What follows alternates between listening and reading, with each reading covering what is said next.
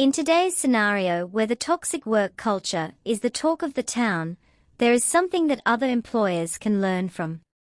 In a move to boost the productivity of their employee, a Chennai-based company has taken a unique approach to reward its workers.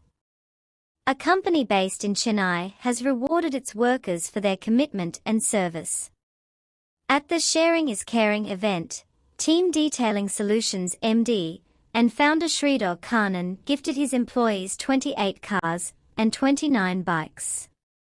A variety of brand new cars ranging from Hyundai, Tata, Maruti Suzuki and Mercedes-Benz were presented to the employees.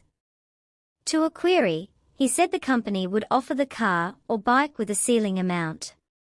If the employee needs a better vehicle than what the company has chosen, he needs to pay the remaining amount, he said. Besides gifting cars, the company is providing funds to employees as marriage assistance. If a colleague is getting married, we were giving them 50,000 rupees as marriage assistance. Now, we have increased that to 1 rupee lakh from this year, he said.